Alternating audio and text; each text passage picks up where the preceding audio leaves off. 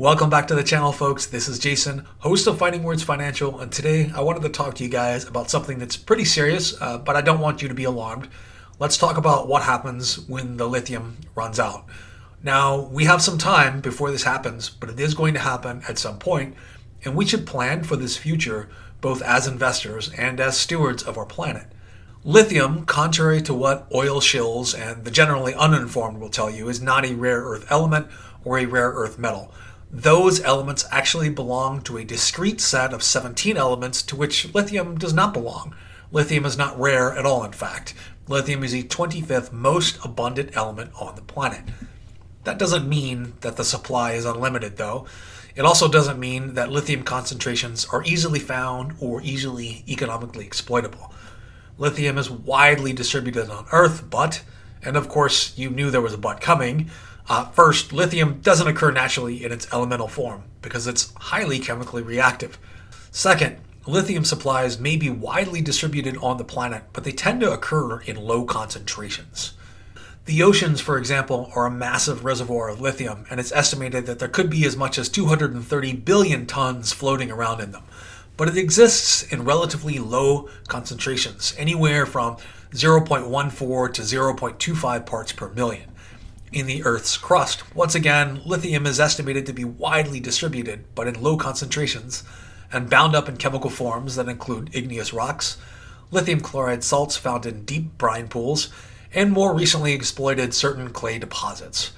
Way back in 2015, when Tesla's first gigafactory first started to churn out batteries, the U.S. Geological Survey produced a reserves estimate of lithium.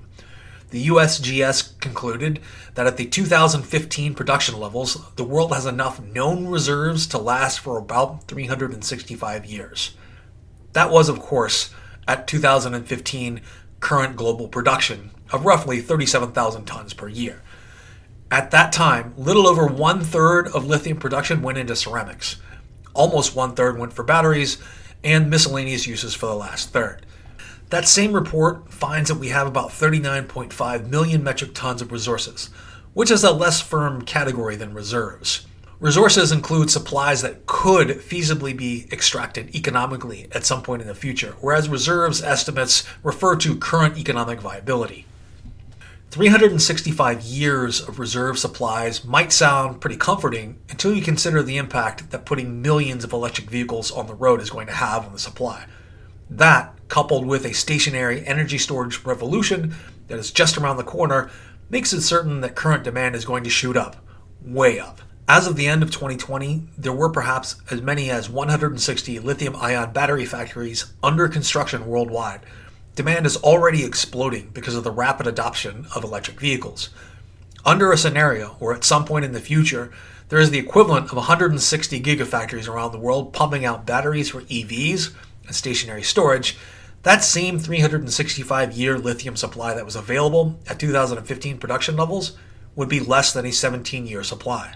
How certain am I that this level of demand is going to happen? I'm pretty much 100% certain. Let me put this in some mind-boggling context for you. In 2020, worldwide automobile sales were about 62 million. That's actually down from 80 million the year before. Each battery pack for an electric car, on average, uses the same amount of lithium as about 3,000 cell phones. So even if just half of all vehicle sales 20 years from now are lithium-ion powered vehicles, that production would use the same amount as lithium as producing roughly 93 billion cell phones per year. If the population of the planet is 7.5 billion, that is quite literally the equivalent of producing 12.4 cell phones for every man, woman, and child on the planet each and every year. This is not sustainable. And long-term, the lithium-ion battery will not be a permanent energy storage solution no matter how much recycling we do. But this predicament is far from hopeless. Scientists, forward-thinking governments, and academic institutions around the world are not sitting around on their hands satisfied with the status quo or rolling around in their newfound lithium wealth. Great minds are being put to great use finding solutions for the future. Humanity will not repeat the mistakes of the past, thinking that this resource is inexhaustible. Now, as both investors and stewards of our planet, we should be prepared for what comes next. We should be finding and putting our support behind new energy storage solutions that are less destructive than lithium mining and start discussing what comes next and what technologies could replace the lithium-ion battery. There are a couple of very good candidates, but the one I'd like to discuss here and now is the sodium-ion battery. The sodium-ion battery ranks third in energy density behind lithium and potassium-ion battery chemistry. To be fair, the potassium-ion battery shows plenty of promise also, but scientists are much further along with research on the sodium-ion battery. There's actually been quite a bit of research on this energy storage solution. At this point right now, it looks like sodium-ion batteries are evolving to be the most viable substitute for lithium-ion batteries as research progresses. Sodium-ion batteries are attractive for a couple of reasons. The availability of sodium. It is the sixth most abundant element on our planet, and the reasonable cost. It does have downsides. Sodium is 3 times heavier and possesses a lower standard electrochemical potential than lithium. Sodium-ion batteries would be hard-pressed to outclass the lithium-ion battery in terms of energy density, specific capacity, or rate capability.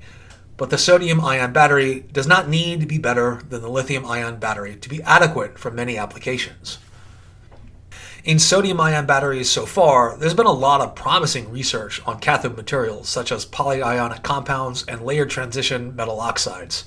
But there's been very little emphasis paid to anodes and anode materials until recently. The assessment and exploration of sodium-ion battery anode materials so far has largely been along the lines of chemistries that have an adequate correlation with the analog reaction in lithium-ion batteries.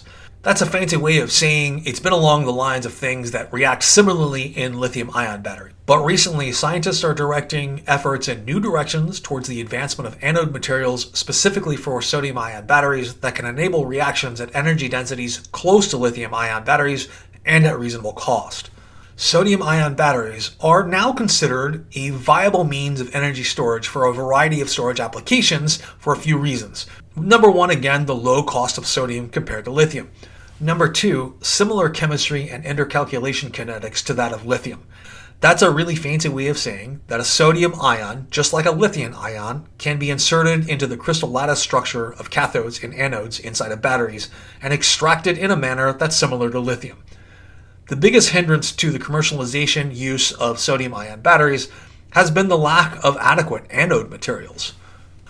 Unfortunately, the inexpensive graphite anode materials with excellent cycling ability used in lithium-ion batteries has proven to be unsatisfactory in sodium-ion batteries. The electrochemical performance of graphite anode materials is poor in sodium-ion batteries using a conventional carbonate electrolyte. In the beginning of my research, I had assumed that this was simply because of the much larger size of sodium ions compared to lithium ions, meaning that a smaller amount of sodium ions could be stored in a graphite anode. That assumption turned out to be partly correct and partly incorrect. The thermodynamic instability of the sodium ion also contributes to the fact that only a small fraction of the amount of sodium ions compared to lithium ions can be stored in graphite. The sodium storage capacity of graphite in a sodium-ion battery turns out to be approximately 1/10 of the lithium storage capacity. Kind of in reverse of the issues with the lithium-ion battery, the cathode side of sodium-ion chemistry has been largely figured out, and it's the anode that is the biggest research bottleneck in the design of high-performance and low-cost sodium-ion batteries. Fortunately, there is a lot of research going on right now with several materials, including graphene, which allows larger void space for the insertion of sodium ions, and might make a better anode choice for the emerging field of low-cost sodium-ion batteries. Other research on carbon nanostructures and their composites with metals has shown to be very promising under laboratory conditions and has delivered improved performance. So folks, I'm not a battery chemist or anything like that. I'm just a nerd that sits around all day and thinks about stuff like this. But I found my research on sodium-ion batteries to be utterly fascinating, especially in light of the limits of lithium resource exploitation. And I thought that as investors, you might want to have an idea on how to jump ahead of the next wave of innovation. I think that lithium's still going to be around for premium applications in the future. I think it's going to be a lot more expensive than it is today and reserved for applications that require the highest energy density. I think that we'll first see sodium-ion batteries in applications like portable electronic devices that require capacity in the range of 200 to 300 milliamps per gram with a cyclic life of over 200 cycles and capacitive retention of more than 80%. From available research data and expected improvements in the technology and the advantage of lower material costs in sodium-ion battery systems, it's a safe bet that sodium-ion batteries are going to be widely used sometime in the near future. Energy densities of at least 200 watt-hours per kilogram and long cycle life of greater than 1,000 cycles are basically minimum requirements for batteries in electric vehicles. Cyclability in this range for sodium-ion batteries looks achievable in the near future. While energy densities of sodium-ion batteries are always going to be lower than lithium-ion counterparts, 200 watt-hours per kilogram looks achievable in the future based on current research.